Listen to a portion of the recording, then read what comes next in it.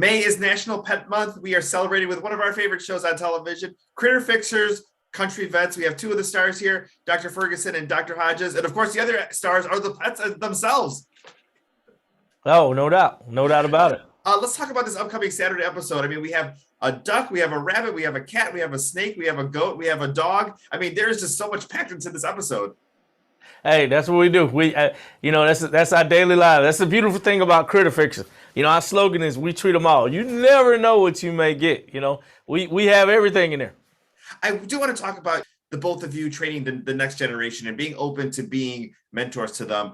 Dr. Ferguson, let's go ahead and start with you as far as the experience that you had as a kid and your dog getting sick and having to, help nurse, your pets, and how that inspired the career that you have now. Yeah, definitely inspired me. When I was young, I had a dog that was hit by a car, and when you're small, you want to help everything. And I just remember helping to doctor this dog back to health, and that lit a fire in me to want to become a veterinarian. And when I was young, as it is now, there's not a lot of Black veterinarians, so that role model I was kind of searching for, which is why it's so important. Dr. Hodges and I now we really put ourselves out there for that next generation and kids to try to inspire them to hopefully one day want to be veterinarians, or at least want to be in this animal field. You put a calling out onto social media as far as we want kids to join us. Here's what we're going to be doing. And the response was overwhelming. Talk a little bit about all those kids that were there and being able to, to connect with them in person. I mean, that's the beautiful thing with this Nat Geo Wild platform is, we just put it out. It was like, how can we show these kids that the impossible is possible? And we put it out, and it was just an overwhelming response. So we had what we call Vet for a Day, where kids come in and shadow us, and they get to be a veterinarian for a day. They get to watch us in surgery, come in the surgery room, do endoscopy, run tests, just everything. And it just was an amazing experience for both us and the kids. Separation anxiety, I think that's one of the things that is going through, with pets here and pets everywhere. It's, maybe a couple of tips that you can give as far as, the owners kind of changing up their lifestyle as the pandemic is kind of shifting as far as who we're around when we have to go to jobs, and something that we can help our pets at home. Yeah, one of the things about the pandemic, one of the good things about it is that we were home and allowed to, to be with our pets a lot more. The bad thing about it is it created this illusion that we're going to be home with them all the time. And now that things are changing and we're going back to work and the pets are home, and there are a lot of animals who have developed separation anxiety because they're accustomed to the owners being there. So there are some things or little tricks that we try to tell the owners to do. And one is that you try to reacclimate them to you being gone. So find out what that trigger is. A lot of time the trigger may be your keys. Picking up the keys triggers the anxiety because they know after you pick those keys up, they're leaving. So you pick them up for a minute, walk around the house, you put them back down. You may do that for a week or so. Then you pick the keys up, you walk outside, you go out 2 or 3 minutes, you come back in. So you're trying to reacclimate the animal to know that even though I pick these keys up, at some point they're coming back. They're not going to be gone always.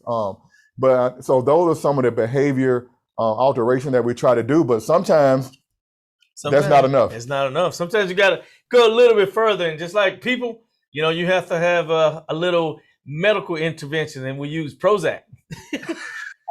Yes. Yeah. Dogs on Prozac, or fluoxetine, it just kind of takes the anxiety level down. But, because I've seen animals hurt themselves, break through glass, try to go through brick walls. So, you just want to make sure you protect the patients in the best way you can. That's amazing. I do want to ask about some of the surprise animals. One of the big things that everybody talks about is the camel. The camel in Georgia that you guys got to treat. Do you know every time what you're getting yourself into, or has there been anything other than the camel that has been like, oh wow, now we've got to treat this animal? It's funny you say that. We work with a lot of rehabbers, and we knew we was going to treat that camel, but on last week's episode, and the thing was this guy, he comes in and we see him all the time, and he comes in with snakes, and I'm used to maybe the copperheads or maybe rattlesnakes, but he had a special box this time, and he had a cobra in there. Yeah, a cobra comes out, 6-foot cobra. So I'm standing across the room like, bro, I'm not quite sure what to do with this cobra. So sometimes there are a few surprises that catches us off guard. Did I tell you? I'm sorry, we're closed. You know, one of those things. Yeah, exactly. That's what I want to think. Like, hey man, I've never worked on. That was my first Cobra, and it had a laceration, so we were able to go and fix that. But the Cobra, everything worked out fine. The Cobra got treated, and I didn't get bit. There you go. And then a quick thing before we go, we talked about separation anxiety, but as you know, the weather is getting warmer outside, and you know, maybe pets have only been at home with their owners, but they're introduced to new family members and friends and going out in public. A quick tip as far as, you know, getting especially our dogs acclimated to that. That's a very important thing, is to acclimate them. And we, you know, a lot of time we get the puppies in, and the owners are, you know, how to care for them. That's one of the big things is when they're puppies, is to acclimate them to their environment. You know, when you go to the store, take your baby with you.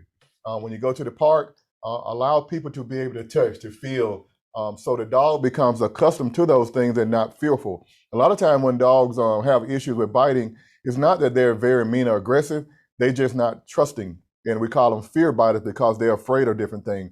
So the more of the environment, whether it's people, whether it's trucks riding by, loud noises, the more you can acclimate to them, the better they are. That's amazing. Dr. Ferguson, Dr. Hodges, thank you so much for your time today. Critter Fixers, Country Vets, Saturdays on Nat Geo Wild. And thank you so much. Thank you very much. Have a good day. You too.